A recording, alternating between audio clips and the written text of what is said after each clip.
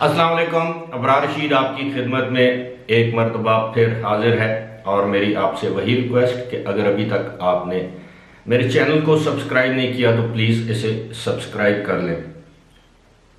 मैंने कई वीडियो में इस बात का जिक्र किया है कि आजकल बहुत बड़ी तादाद में पाकिस्तानियों को वीज़े के नाम पर, वर्क परमिट के नाम पर यानी रेजिडेंस वीज़े के नाम पर ब्लैकमेल किया जा रहा है और उनसे बहुत बड़ी मिकदार में पैसे उठाए जा रहे हैं, यानी उनसे मज़ीद रकम का तकाजा किया जा रहा है। इसमें ना सिर्फ यूएई के रेजिडेंट्स शामिल हैं, ना सिर्फ इसमें यूएई की शहरी शामिल हैं, बल्कि कुछ पाकिस्तानी और इंडियन एजेंट्स भी ऐसे हैं जो इस वक्त पाकिस्तानियों को ब्लैकमेल कर रहे हैं। और ज़रूरी नहीं कि पाकिस्तानियों को, मेरे पास तो पाकिस्तानियों की शिकायत आई है, लेकिन ये ब्लैकमेल शायद दीगर नेशनलिटीज़ के लोगों को भी कर रहे होंगे। मुझे एक मेल आई है, लाहौर के एक मोहम्मद उस्मान साहब हैं, उन्होंने बड़ी डिटेल से ये मेल की है। ज़रा आप देखिए कि उनके साथ कैसा वाक़या पेश आया, किस तरह उनको ब्लैकमेल किया गया, किस तरह उनसे रकम लूटी गई। आप ज़रा ये मेल सुनिए। ये लिखते हैं लाहौर से मोहम्मद उस्मान साहब, भाई कैसे हैं आप? आपकी बहुत मेहरबानी होगी, मेरा मैसेज सारा ज़रूर पढ़ना। भाई आपकी अभी वीडियो देखी मैंने वीज़ा कैंसिल के बारे में। वैसे तो मैं आपकी हर वीडियो देखता हूँ यूट्यूब चैनल पे, बट आज वाली देख के मुझे बहुत ज़्यादा ही फ़ायदा हुआ है क्योंकि मैं बहुत बड़ी मुसीबत में हूँ। प्लीज़ भाई मुझे उस का हल बताएं। मैंने 8,000 दिरहम यानी 8,000 दिरहम दे के फरवरी के महीने में वीज़ा लिया था। 23 फरवरी को जब मेरा वीज़ा लगा तो 8 मार्च को वापस आ गया। फैमिली में कोई इशू था और लॉकडाउन की वजह से वापस नहीं जा सका। दूसरे नंबर पे अप्रैल के महीने में मेरे स्पॉन्सर ने मेरा वीज़ा कैंसिल करा दिया, मुझे बताया भी नहीं। और जब मैंने आज से 1 महीना पहले जाने के लिए एंट्री परमिट के लिए अप्लाई किया तो वो मुझे मिल गया और मैं एमिरेट्स एयरलाइन की टिकट करवा के 30 अगस्त को वापस दुबई चला गया। जब एयरपोर्ट पे पहुंचा तो सब क्लियर हो गया मेरा, और इमिग्रेशन ने मुझे रोक लिया और बताया कि मेरा वीज़ा कैंसिल हो चुका है, अपने स्पॉन्सर से रब्ता करूं। जब मैंने रब्ता किया तो उसने नंबर नहीं अटेंड किया और खाली मैसेज करके कहा कि मैं कुछ करता हूं लेकिन 1 हफ्ता लग जाएगा। उसे पता था कि इमिग्रेशन इतनी देर एयरपोर्ट पर नहीं स्टे करने देगी, वो वापस भेज देगी, और उन्होंने ऐसा ही किया, मुझे अगले दिन वापस लाहौर भेज दिया।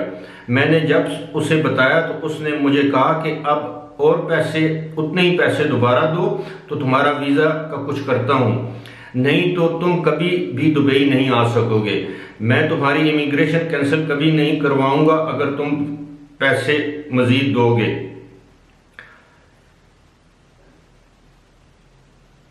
तुम कभी वीज़ा लगवा के वापस नहीं आ सकते। अब मुझे वो ब्लैकमेल कर रहा है, मेरी इमिग्रेशन कैंसिल करवा रहा है।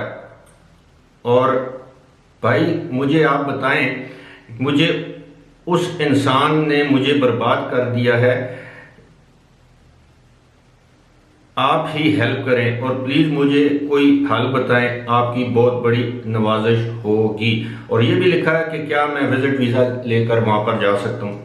अब आप देखिए, ये इस तरह के वाक़यात रोज़ाना रूनुमा होते हैं। मैं अब आपको बताऊं कि इसके पीछे मंतक क्या है। होता यह है कि अक्सर यूएई में, बाज़ का दुबई में जो फ्री जोन है, वहाँ पे लोग छोटी छोटी कंपनियां बना लेते हैं और एक कंपनी को 5 वीज़े जारी करने का इख्तियार दे दिया जाता है या इजाज़त दे दी जाती है। अब क्या करते हैं, इसमें पाकिस्तानी भी हैं, इसमें इंडियन भी हैं, इसमें अमाराती भी हैं। जब 5 अफराद को वो वीज़े जारी कर देते हैं तो इसी तरह जिस तरह उस्मान के साथ हुआ, आपका वीज़ा कैंसिल कर देते हैं एक शख्स का, उससे पैसे ले लेते हैं 8,000 10,000 जितना भी सौदा बने, उससे पैसे वसूल कर देते हैं। कुछ अरसे के बाद उस बंदे का वीज़ा कैंसिल कर देते हैं और उसे कहते हैं तुम जाओ, दोबारा वापस आना है तो मज़ीद पैसे दो। और उसकी जगह जो वीज़ा बच जाता है, यानी 5 में से 5 बंदों का वीज़ा एक बंदे का कैंसिल कर दें तो इसका मतलब है आप वो उस वीज़े पर किसी और को बुला सकते हैं। आपके पास गुंजाइश होती है, फिर ये क्या करते हैं कि वही वीज़ा दूसरे शख्स को भेज देते हैं 10, 12, 15 हज़ार दिरहम में, फिर कुछ अर्से बाद उसका वीज़ा कैंसिल करवा देते हैं, उसको ब्लैकमेल करते हैं मजीद पैसे दो वरना तुम्हारा वीज़ा हम कैंसिल करवा रहे हैं और तुम पर एंट्री बैन लग जाएगा। ये बहुत बड़ा स्कैम है, बहुत बड़ा फ्रॉड है, बहुत बड़ी ब्लैकमेलिंग का माफिया है वहाँ पर यूएई में। लेकिन फ़ायदा ये किससे उठाते हैं? हम लोगों की सादा लोही से है, ये हम लोगों की सादगी से फ़ायदा उठाते हैं, ये हम लोगों के गैर तालीम याफ्ता होने से फ़ायदा उठाते हैं। अब जिस तरह उस्मान का केस है, अगर किसी और को इस तरह के मसले का सामना है या वो जानते हैं कि कोई और उनका अजीज़ रिश्तेदार दोस्त अहबाब के साथ भी इसी तरह का कोई वाक़या या सान्या हुआ है या वारदात हुई है, तो उनसे मेरी दरख्वास्त है, अगर आप यूएई में हैं तो आप फौरी तौर पर आप जाएं वहाँ पे ministry of human rights and Emiratisation के पास, वहाँ पर आप दरख्वास्त लेकर जाएं और आप उस एजेंट, उस एजेंसी के खिलाफ दरख्वास्त दें कि जिसने मुझसे इतने पैसे लिए हैं, 2 साल या 3 साल का वीज़ा दिया है और अब 6 महीने के बाद बगैर वजह बताए मेरा वीज़ा कैंसिल कर दिया क्योंकि ये वीज़ा किसी और शख्स को बेचना चाहता है।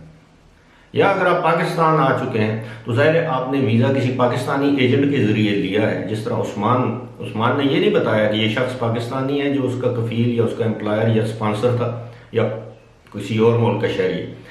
अगर तो आपने किसी पाकिस्तानी एजेंसी के ज़रिए ये वीज़ा हासिल किया है, पाकिस्तानी एजेंट के ज़रिए हासिल किया है, तो आपको चाहिए कि फौरी तौर पर FIA में इसकी दरख्वास्त दें, ऐसी एजेंसी ऐसे शख्स के खिलाफ। अगर तो ये वीज़ा आपने बराह रास्त किसी स्पॉन्सर से लिया है यूएई में, तो फिर आपको चाहिए कि आप यूएई में जो तवफ़ुक सेंटर है, और मैं अक्सर इसका जिक्र करता हूँ, और एक जो ministry of human rights and Emiratisation जिसको कहते हैं, वहाँ की इंसानी